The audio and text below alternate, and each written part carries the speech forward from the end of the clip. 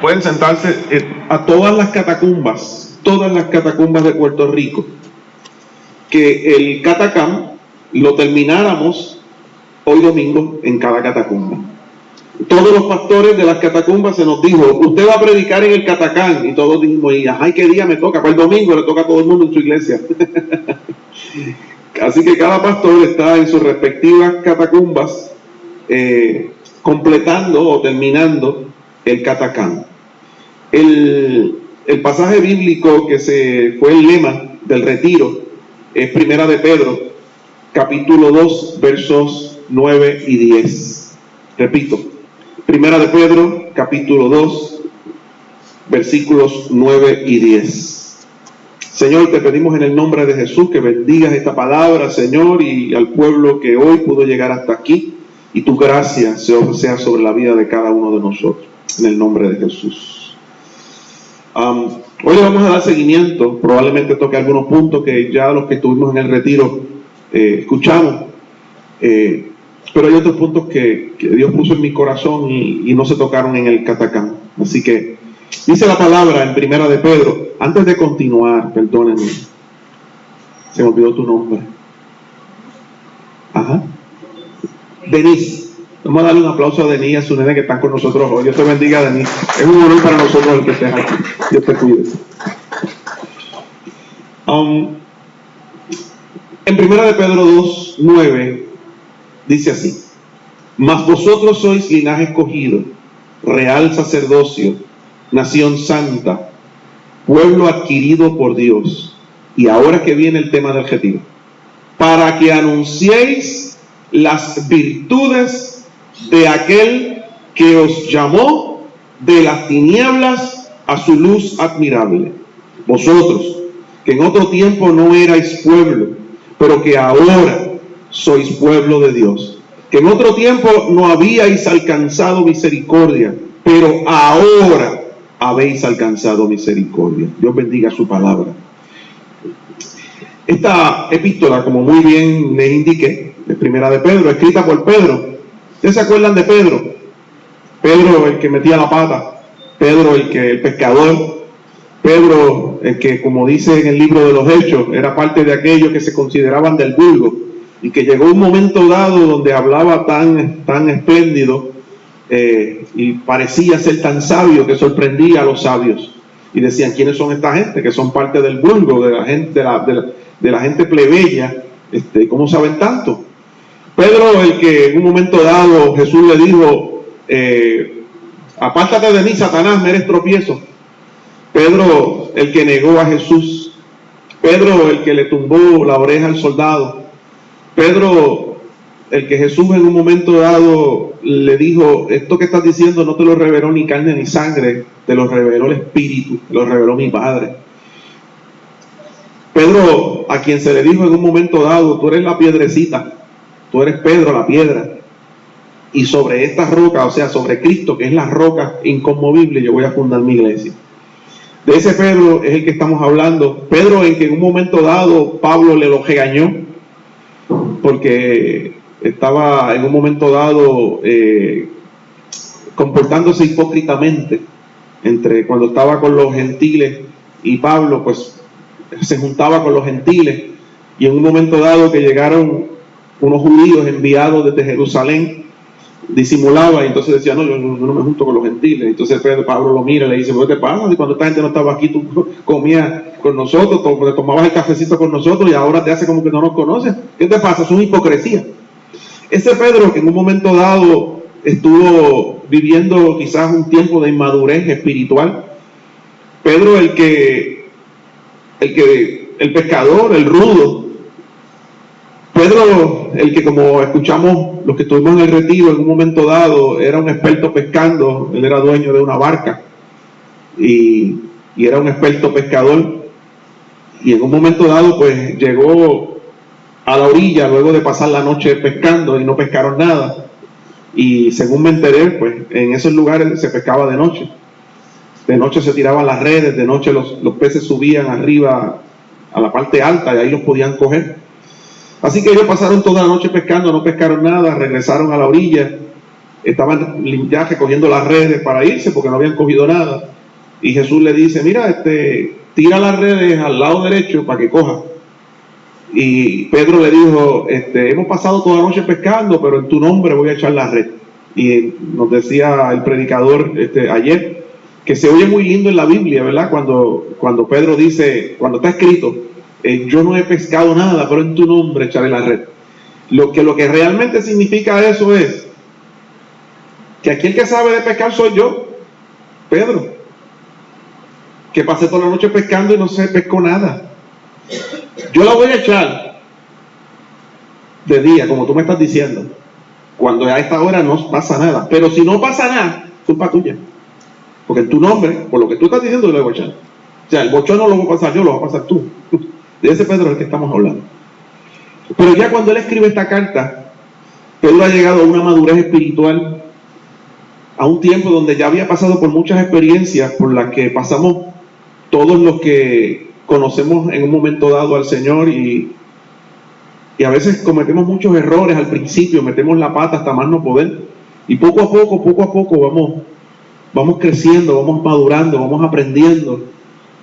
Y lo que yo sé hoy es mucho más de lo que yo sabía cuando me conocía al Señor, pero es nada comparado con lo que voy a saber más adelante y con la profundidad con que probablemente conozca al Señor.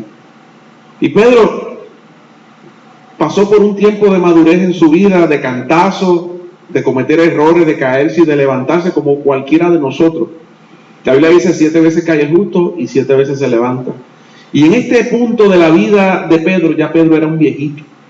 Pedro era un hombre anciano ya, con canas, con la corona de la sabiduría, que son las canas. Por eso yo estoy, ya mismito, yo tengo una coronita por aquí que me está saliendo. Por eso Luis dice, mira para allá qué corona bella yo tengo, qué corona bella yo tengo. Y Pedro está en este punto, y cuando él escribe esta carta, él nos deja saber tres cosas, nos deja saber. Primero, ¿quiénes éramos nosotros en este pasaje bíblico? ¿Quiénes éramos? ¿Quiénes somos? ¿Y para qué somos? ¿Quiénes éramos? ¿Quiénes somos? ¿Y para qué somos? Y cuando estamos hablando de para qué somos, estamos hablando de cuál es nuestra misión. ¿Quién eras tú?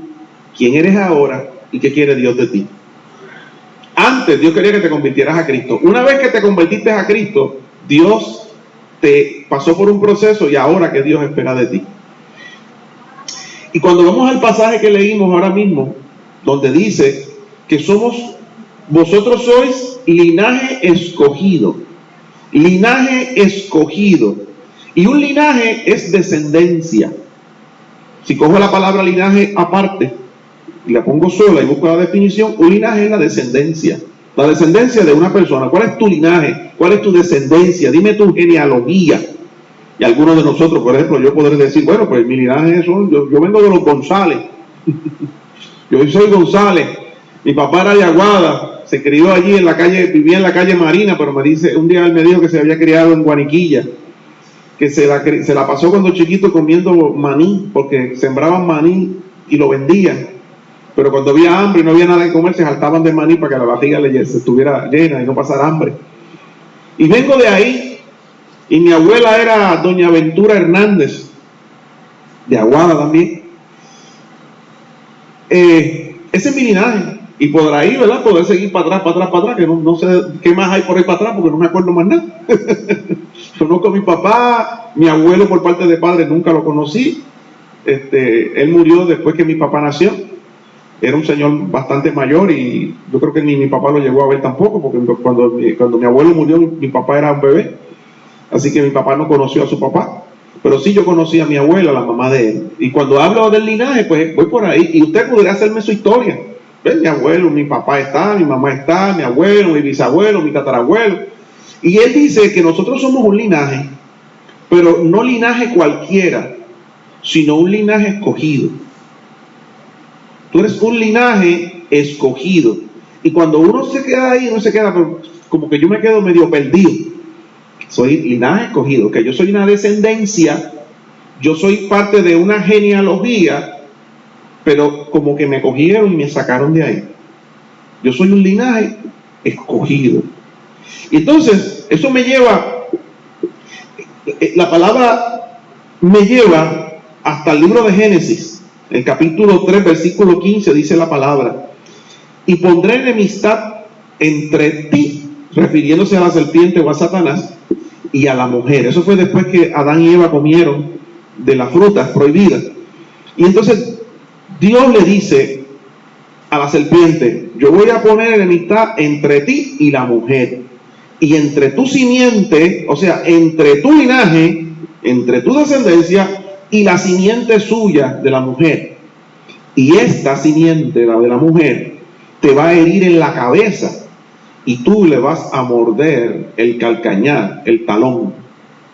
Pero una herida en el talón no es tan mala como que te cojan con el talón y te aplasten la cabeza. Y está hablando de Cristo, pero está hablando de la descendencia de Cristo.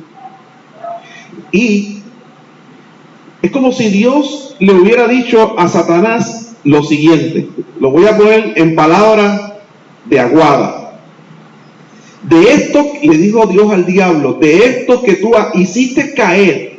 ¿A quién hizo caer? A Adán y Eva. De esto que tú hiciste caer, yo voy a levantar una descendencia, yo voy a levantar un linaje, que ese linaje o esa descendencia te va a hacer caer a ti y te va a pisar la cabeza. Eso que yo acabo de leer en Génesis: y pondré enemistad entre ti y la mujer, y entre la simiente tuya y la simiente suya, esta te herirá en la cabeza y tú le herirás en el calcañar. Si yo lo voy a poner a parafrasear y ponerle unas palabras bien masticaditas y bien simples, pudiéramos decir esto: Dios mira al diablo y le dice: esta gente que tú acabas de hacer caer, que tú los acabas de hacer pecar, de ellos yo voy a levantar una simiente, y esa simiente te va a hacer caer y te va a ir en la cabeza, esa descendencia que yo voy a escoger. Entonces de ahí salto a Juan, al Evangelio de Juan, capítulo 1, verso 12, donde dice: mas a todos los que le recibieron, a los que creen en su nombre, les dio potestad de ser hechos hijos de Dios. Y ahí hay un linaje escogido. A todos los que creen, a todos los que le recibieron, les dio potestad de ser hechos hijos, descendientes, parte del linaje de Dios. Somos hijos del Señor, a todos los que le reciben. Todos nosotros somos descendientes, somos del linaje de Adán y Eva. Pero aquellos que le entregaron su corazón al Señor, aquellos que le dieron su vida a Cristo, que creyeron en Él, que le entregaron su vida, esos le dieron la potestad de ser hechos hijos de Dios. Son linaje escogido. Nosotros somos del linaje de Adán y Eva. Si tú le entregaste tu vida a Cristo, si tú decidiste creer en el Señor, tú eres parte de ese linaje, igual que el mundo, igual que el impío. Todos salimos de ahí, de Adán y Eva. Pero en el caso del que le entregó su vida a Cristo, es un linaje escogido, cogido aparte. Y ese linaje escogido es el que va a hacer caer a Satanás y le va a pisar la cabeza. Satanás hace y deshace en el mundo, pero con nosotros no. Nosotros somos los encargados de seguir extendiendo el reino de Dios, de seguir trabajando la obra de Dios, de ir cogiendo el terreno que Satanás le ha quitado por ahí a todo el mundo. Nosotros somos ese linaje escogido. Así que Pedro, en este punto de su vida, ya anciano, le dice: ustedes son ese linaje escogido, ustedes son esa gente que Dios escogió, los que se convirtieron a Cristo. Y nosotros somos ese linaje. Pero no solamente eso, Pedro le dice que nosotros somos real sacerdocio. Dice: ustedes son linaje escogido. Y yo quiero que vayamos, que sigan conmigo en la travesía, porque si nosotros leemos eso simple y llano, pues nos quedamos, pues, linaje escogido, real sacerdocio, nación santa, y pues chévere, qué bueno. Pero ¿qué significa cada una de esas cosas? Mire, real sacerdocio,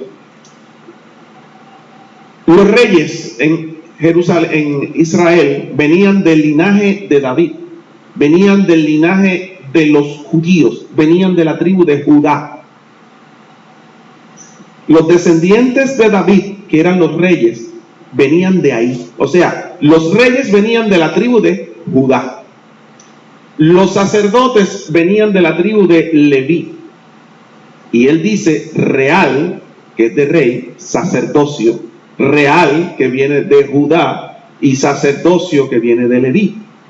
Entonces, Jesús es real, porque me refiero a real a que viene de la realeza, porque Jesús viene de la tribu de Judá, y Jesús es descendiente directo del rey David, y Jesús es el rey que se esperaba, el rey prometido, el Cristo, el Mesías, el Hijo del Dios viviente, el Mesías prometido, es Jesús. Pero la Biblia dice en Hebreos que Jesús es sacerdote según el orden de Melquisedec, sacerdote para siempre según el orden de Melquisedec. Y Melquisedec era un sacerdote del cual no se menciona casi nadie en la Biblia, y no se menciona cuándo nació, de dónde era, cuándo murió, nada. Da la impresión como que si siempre existió, por la forma en que se escribió. Y era sacerdote de Dios, y no pertenecía a la tribu de Leví. Inclusive era antes, mucho antes que Dios estableciera que de Israel, y que toda esta cuestión de que de los levitas y de ahí van a ser. Melquisedec existía desde antes de todo eso. Y el escritor de Hebreos dice, Jesús es sacerdote, pero no de la orden de los levitas. Jesús es sacerdote para siempre de la orden de Melquisedec, que era antes de los levitas. Y entonces, la Biblia dice que Jesús no nos llama solamente hijos, nos llama también amigos, porque nosotros somos amigos del Señor, nosotros somos, y también somos consiervos del Señor, y somos hijos de Dios. Y todo el que le recibe esa investidura que Jesús tenía, porque nosotros somos de la genealogía espiritual de Jesús. Venimos de ese lado. Una vez tú te conviertes a Cristo, el Espíritu Santo viene a tu vida, te transforma, te cambia y te hace a ti como si fueras un sacerdote, porque te investe, te da la investidura para coger a la gente y llevarla ante Dios. Porque el sacerdote en el Antiguo Testamento era la persona que intercedía entre los hombres y Dios. La gente traía el sacrificio y el sacerdote era quien intercedía entre ambos. Era el que cogía al hombre y lo llevaba ante Dios, y cogía cosas de Dios y se las llevaba al hombre. No, el hombre no iba directamente donde Dios. Nosotros hacemos esa función en estos momentos. Nosotros somos aquellos que cogemos toda la palabra del Señor y se la llevamos a la gente y los traemos a los pies de Cristo. En cierta forma, somos los embajadores, somos ese sacerdocio que estamos haciendo el trabajo, pero ya no según la orden de los levitas, ahora es según la orden de Melquisedec, la orden a la cual pertenece Jesús. Así que dice él que nosotros somos real sacerdocio. Nosotros somos los que estamos haciendo el trabajo del Señor en la tierra. Somos embajadores de él. La misma realeza, el mismo Dios, el mismo Rey nos invistió y nos dio todas las herramientas necesarias, el Espíritu Santo que mora dentro de nosotros y nos convierte en sacerdotes para que vayamos a rescatar a la gente y llevarlos ante el Señor. Pero junto con ese sacerdocio traemos la autoridad de Cristo en nuestras vidas, porque tenemos el Espíritu Santo, tenemos la autoridad de Dios en nuestras vidas para reprender, para atar, para que todas las tinieblas se sujeten delante de nosotros. Así que Pedro está diciéndole ahí a la iglesia a la cual le escribe: ustedes son un linaje escogido, ustedes son sacerdocio real. Pero no se queda ahí. Viene y le dice: ustedes son una nación santa. Y cuando hablamos de una nación santa, santidad no tan solamente es alguien cuando hablamos de santidad estamos hablando de pureza. Pero somos una nación santa, somos una nación que está separada para el uso exclusivo del Señor. Cuando Dios le habla al pueblo de Israel en el Antiguo Testamento, le dice: ustedes son mi nación santa, ustedes yo los escogí de entre todos los pueblos de la tierra para que fueran mi pueblo. Ustedes son separados del resto de los demás. Ustedes no se van a comportar como se comporta el resto de la gente. Ustedes van a tener mis leyes. Ustedes van a hacer las cosas que yo les digo que se van a hacer y cómo se van a hacer. Y no van a vivir de la forma que el resto del pueblo vive. Nosotros hemos sido comprados, nosotros hemos sido llamados como separados de aquí. La Biblia dice que nuestra ciudadanía está en los cielos, de donde esperamos a nuestro Señor y a nuestro Salvador Jesucristo. O sea que nosotros somos linaje escogido, somos real sacerdocio y somos una nación santa. Mira hasta ahora cómo Dios nos está poniendo y nos está subiendo la estima. Nos está subiendo la estima porque si tú andas por ahí cabizbajo pensando que yo no sirvo, que yo soy hijo de Chencho y soy hijo de aquel que mataba puercos y yo esto y lo otro, y yo en casa lo que hacían era maldecir, y yo vengo de una familia pobre y de una familia que se insultan unos a otros y mire, el Señor te dice: borra todo eso.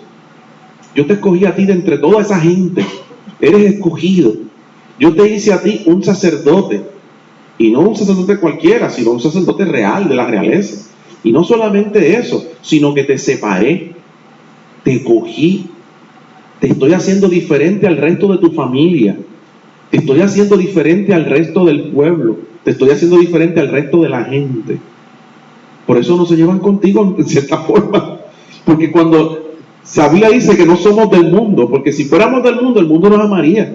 Pero como no nos comportamos igual, cuando ellos quieren janguear, nosotros queremos orar. Cuando ellos se quieren ir para el party, nosotros queremos ir para la iglesia. Cuando ellos maldicen, nosotros bendecimos. Y entonces eso choca. Eso choca. Y es como nadar en contra de la corriente. Y dice, terminando esa parte, dice: somos pueblo adquirido por Dios. Eso dice Pedro. Y cuando hablamos de un pueblo adquirido por Dios, estamos hablando, adquirir es comprar, es que Dios nos compró.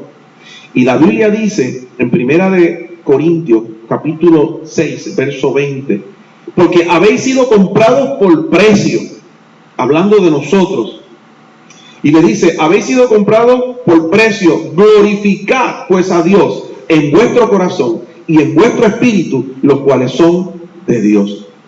Yo le pertenezco a Dios, tú le perteneces al Señor, somos de su propiedad. Él nos compró con sangre, con la sangre de Jesús, nos adquirió, somos de su propiedad.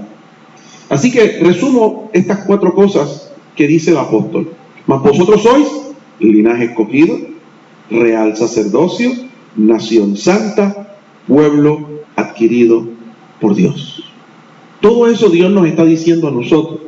Ahora, y voy a brincar al versículo 10. Voy a dejar la mitad del versículo 9 stand-by, en pausa, y vamos ahorita ahí. Pero quiero ir al verso 10. Y en el verso 10, Pedro nos recuerda quiénes éramos nosotros. En el versículo 9 nos dice quién tú eres ahora. Pero de momento te dice en el versículo 10, esto eras tú antes. O sea, en otra forma, acuérdate de dónde Dios te sacó. No se te suman los humos a la cabeza. No creas que puedas vivir sin mí.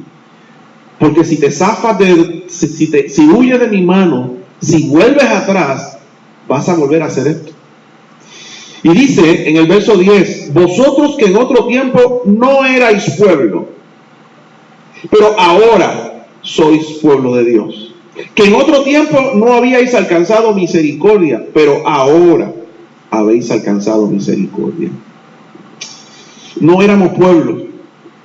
Si tú no tienes una ciudadanía de un pueblo, tú no perteneces a ese pueblo, tú no tienes los beneficios de ese pueblo, las garantías que se le ofrece a los ciudadanos de ese pueblo. Somos ciudadanos del cielo, le pertenecemos al cielo.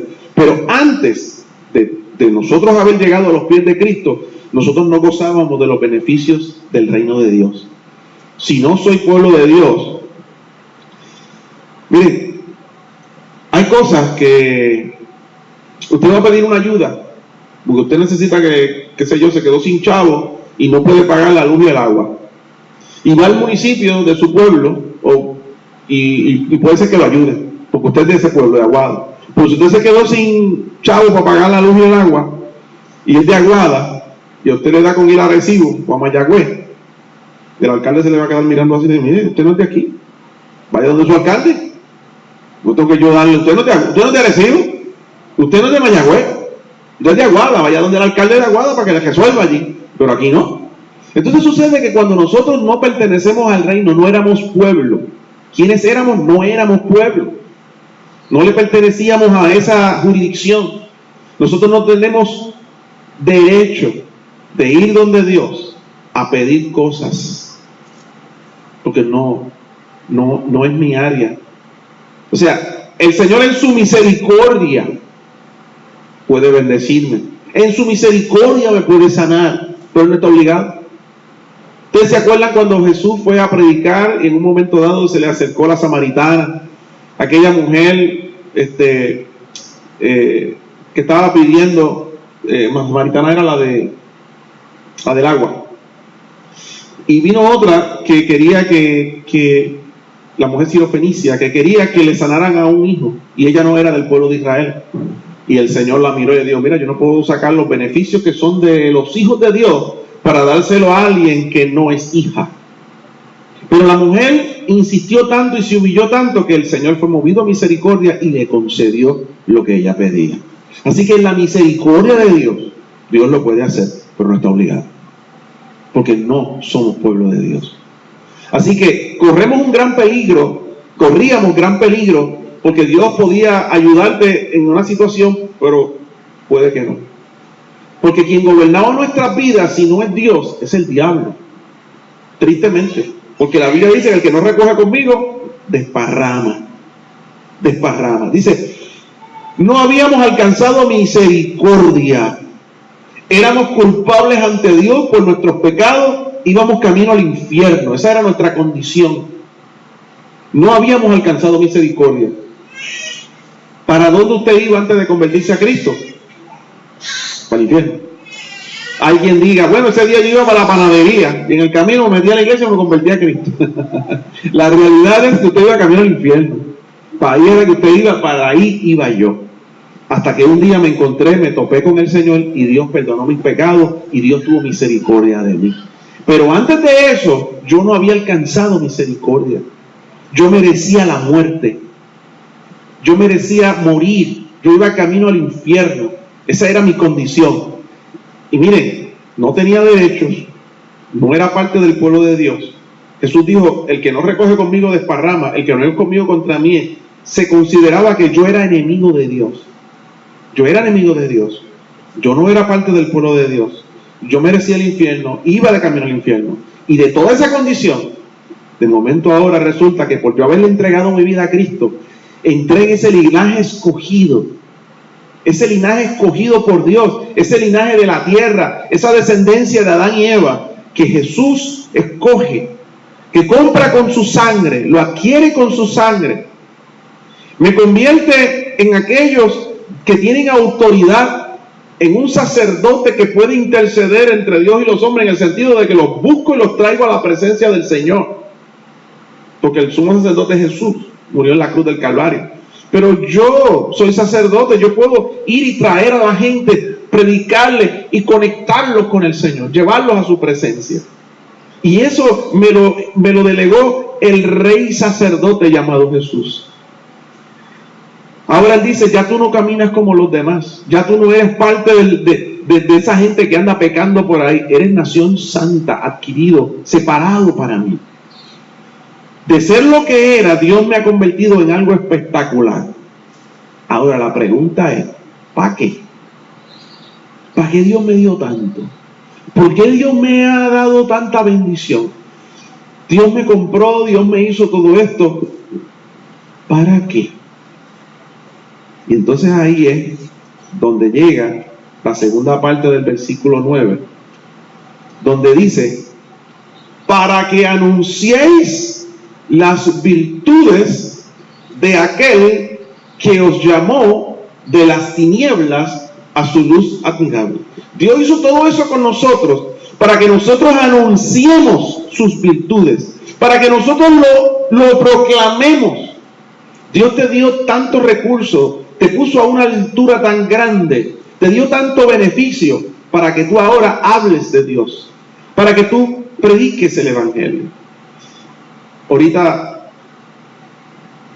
decía Débora, cuando testificaba de algo que aprendió, que se ministró, y es el asunto este de los musulmanes, que ellos van allí. Miren, la realidad es que a mí me sorprendió mucho este asunto, porque los musulmanes, cuando van 3 veces al día ante Alá, al supuesto Alá, ellos no van allí a decirle: Alá, resuelve mi problema económico, Alá, sáname, Alá, mira que me están haciendo la vida imposible, Alá, que yo consiga un trabajo, Alá. No, ellos no van allí a decirle eso. Ellos se arrodillan y dicen: Alá es el que salva, Alá es el que sana, Alá es el que provee.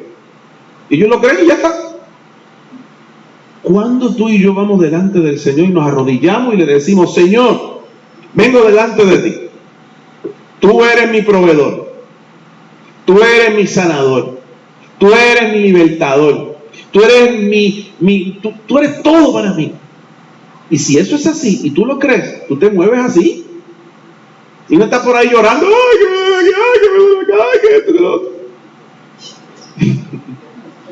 y vamos delante del Señor: Señor, mira qué problema tengo, Señor, que está aquí, Señor. Vamos delante del Señor y lo proclamo: tú eres mi sanador, gracias porque me sanaste, para adelante en el nombre del Señor. Si me sana, gloria a Dios, y si no, gloria a Dios. Moriré, pues, esa es tu voluntad. Señor, líbrame de los leones que me vienen a comer. El Señor, si es la voluntad de Dios, va a sacar a los leones, pero si no te van a comer, procura cantar corito y adorar mientras te muerden, como le pasaba a los cristianos de la iglesia primitiva. Les pegaban fuego y ellos, me imagino que oraban. Como nos ministrábamos en el retiro, habían hermanos que miren, ¿por qué dejaron de matar a los cristianos en el Coliseo Romano? Eso me impresionó. ¿Por qué dejaron de matarlos? Porque mataron tantos y el testimonio era tan tremendo que la gente que estaba en las gradas empezó a convertirse a Cristo. La gente que los estaba mirando y miraba decía: pero el león se los está comiendo y ellos están cantando. ¿Y qué es eso? Pero mira, le pegaron fuego. Ellos gritan, sí, y lloran, pero están alabando al Señor y no niegan a su Dios. ¿Qué Dios es ese? Y entonces al principio se lo gozaban todo, y después dijeron: hermano, yo quiero ser como ese tipo. Yo quiero conocer al Dios de ese que está muriendo, alabando a su Dios. Y la gente empezó a convertirse a Cristo. Así que el emperador dijo: espérate, yo creí que estaba haciendo algo malo, y ahora esta gente, entre más los mato, más se multiplican. Vamos a dejar de matarlos porque están dando un testimonio tan tremendo que la gente se está convirtiendo a Cristo. Pero cuando pasa eso en la vida de nosotros y empezamos a tener situaciones difíciles, ¿qué tú haces en la dificultad? Adoras, alabas en medio de la prueba, o estás por ahí: yo no voy al culto, que tengo un problema terrible, que oré para que Dios me ayudara y no me ayudó. Mira, ningún león te ha comido, ninguno te ha mordido, ni fuego te han pegado por la causa de nada, solamente problemitas por ahí. Y entonces la gente que está en las gradas, que son los vecinos, tus familiares que te están mirando, ¿qué opinan de ti? Veo como el león se lo está comiendo y veo su fidelidad. O están mirando: al primer problema niega a su Dios, en el primer problema deja de ir a la iglesia, en el primer problema dice malas palabras. ¿Qué es lo que la gente que está en el Coliseo Romano de nuestras vidas está viendo de ti cuando el león te muerde, cuando el fuego llega a tu vida? Porque hay muchos ojos que te están mirando. ¿Cuán profunda es tu relación con Dios? ¿Cuán intensa es? ¿Cuál es tu testimonio? La Biblia dice: para que anunciéis las virtudes de aquel que te llamó de las tinieblas a su luz admirable. Si no sabes predicar con palabras, predica con tu vida. La gente, ¿sabe que la gente ya no quiere escuchar predicaciones? Nos ministraban en el Catacam que el hermano Nando, que fue una de las predicaciones, decía: estamos viviendo en una generación donde, como decía él, vivimos en una generación donde hubo gente que vio el teléfono de Juanita. Entonces, ¿verdad? Y la misma generación ahora tiene un iPhone en las manos. Mira, pasamos por un crecimiento, una tecnología demasiado rápida. La misma tecnología. Decía él, la generación que jugó con el Pac-Man, y eso que y ahora juegan con un PlayStation, que eso son unas cosas brutales. Y así sucesivamente estamos con la generación de aquello. Yo recuerdo cuando yo salía a las calles y me paraba en una esquina y llevábamos una guitarra, unas congas y nos parábamos en el caserío. Cristo, el que cantamos ahorita. Cristo te ama, ámalo tú, Cristo te ama. Y la gente empezaba a bajar de los caseríos y nos hacían juegas y predicábamos y la gente lloraba y se convertía a Cristo. Haz eso ahora. No baja nadie. Te pasan por el lado, te gritan, mira, tú ves la novela, baja la voz. No le interesa. Entonces, ¿cómo predicar ahora? La gente quiere ver la vida de nosotros. Quiere ver cómo tú te comportas en medio del problema. Si tú eres un chismoso, te estás llevando y trayendo por ahí. O si tú eres una persona que comparte, que da de lo que tiene. ¿Cuál es tu reacción? ¿Cómo tú crías tus hijos? ¿Cómo está tu matrimonio? Todo ese tipo de cosas. La gente lo que quiere es ver eso. ¿Cómo tú reaccionas ante el problema matrimonial? ¿Cómo tú reaccionas ante el problema con tus hijos? ¿Cómo tú reaccionas ante el problema que se quedaste sin trabajo? ¿Cómo tú reaccionas cuando te enfermas? Cosas simples. La Biblia dice que somos cartas abiertas. Y entonces, últimamente la mejor predicación eres tú. ¿Cómo tú vives? ¿Cómo tú reaccionas? ¿Qué yo hago cuando me duele aquí? ¿Qué yo hago cuando me voy a comer en un sitio público? ¿Hago la oración o no la hago? Ahí está mirando, hasta eso miran. Y cuando alguien ora, como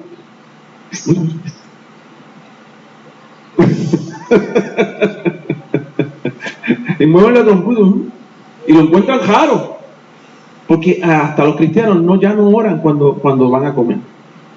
En lugares públicos ya ni lo hacen. Entonces, vuelvo y leo. ¿Para qué Dios te sacó de ese lugar tan malo? ¿Para qué Dios te equipó con tantas cosas? ¿Para qué Dios te puso tan alto? Para que anuncies las virtudes de aquel que te llamó de las tinieblas a su luz admirable. Tú no vas a anunciar tus virtudes. Nosotros no tenemos gran cosa. Como seres humanos somos imperfectos, somos polvo de la tierra. Hay quien no se atreve a predicar porque dice es que tú no vas a hablar de ti. Predicar es hablar de las virtudes de aquel que te llamó. Vamos a hablar de las virtudes. Virtudes son cosas buenas, las mejores cosas que tú puedes tener. Pues tú vas a hablar de las cosas que tiene Dios. De eso es que vamos a hablar. De la virtud de Dios, de las virtudes del Señor. Que el Evangelio, que el reino de los cielos se acercó, que Dios te amó, que por más pecador que tú eres, Dios te ama, que Dios quiere salvarte, que Dios te quiere restaurar. Eso es lo que hay que predicar. No es de ti, no es de mí. Ni tú ni yo salvamos a nadie. Es Dios quien salva. Pero me equipó de tal manera para que yo hable de Él y solamente de Él. De lo que Dios hizo en mi vida, lo puede hacer contigo. Dios lo puede hacer contigo. Y Dios quiere que nosotros anunciemos sus virtudes, que hablemos de Él, no de nosotros. Dios no nos salvó a nosotros para que viniéramos a la iglesia a cantar corito. Y perdónenme, ¿verdad? Para eso no fue que Dios te salvó. Dios no te salvó para hacerte rico. Es más, mira, Dios no te salvó para sanarte. Hay gente que se convierten, tienen cáncer y se mueren. Y se van para el cielo. Me decía una hermana una vez que estuvo toda la vida orando por su marido. El marido era un hijo del diablo. Y hacía la vida imposible. Y esa mujer orando. Y un día el Señor se convirtió. Duró un mes y se murió. Dice, pero Señor. Dice, muchacho, me lo llevé porque si lo dejo un mes más se aparta, así que te lo llevo ahora. Mira, hermano, Dios nos ha salvado a nosotros para que prediquemos. Dios te ha dado tanto para que tú le hables a los demás del Señor. Esa es nuestra misión. Dios me sacó, metió las manos en el fango, de allí me sacó, me limpió, me restauró, me dio corona, si le quieres poner ese término, me dio una cotona, me dio de todo lo que me pudo dar. Y entonces me mira y me dice, ya estás listo. Y yo, ¿para qué? Para que la gente me mire lo bien que me veo. Para llevarme la gloria. No, para que le hables a los demás de mí. Pero a veces cogemos toda la gloria, toda la corona y todo, y nos quedamos en la iglesia cantando coritos. Y el Señor, mira, te puse todo eso para que salga, no para que te quedes aquí. Es para que le prediques a los demás, para que le hagas. Mi misión es esa, para eso te salvé. Y a veces Dios hace eso en nuestras vidas y nos quedamos aquí y entonces ahí nos quedamos toda la vida, no le hablamos a nadie del Señor. Es para que busquemos a otros y los traigamos a los pies de Cristo, para que anunciemos las virtudes de aquel que nos llamó de las tinieblas a su luz admirable. Tenemos que coger a la gente que está en tinieblas y acercarlos a la luz admirable. Eres sacerdote, vete y haz tu trabajo. Ve y busca a la gente y conéctalas con Dios. Sé ese puente entre la gente y Dios. Háblale a tu vecino, háblale a tu amiga, háblale a tu familia, háblale al que sea. Sé el puente, conecta a Dios con la gente, a la gente con Dios. Eres real sacerdote. Fuiste comprado con sangre. No puedes vivir como el mundo vive, no puedes dedicarte al pecado. Eres nación santa. No vivimos como vive el mundo. Por eso chocamos con el mundo, o el mundo choca con nosotros. Dios está esperando que nosotros anunciemos las virtudes de aquel que nos llamó de las tinieblas a su luz admirable. Y cierro con esto, haciendo un pequeño resumen. Antes no eras parte del pueblo de Dios y estabas sin esperanza. Yo también. Antes no éramos parte del pueblo de Dios y vivíamos sin esperanza, derechito íbamos para el infierno. Ahora que me convertí a Cristo, ahora que le entregaste tu corazón al Señor, Dios nos escogió, Dios nos compró con su sangre, Dios me hizo pueblo suyo, me dio autoridad de sacerdote para que yo lleve la gente a donde Él.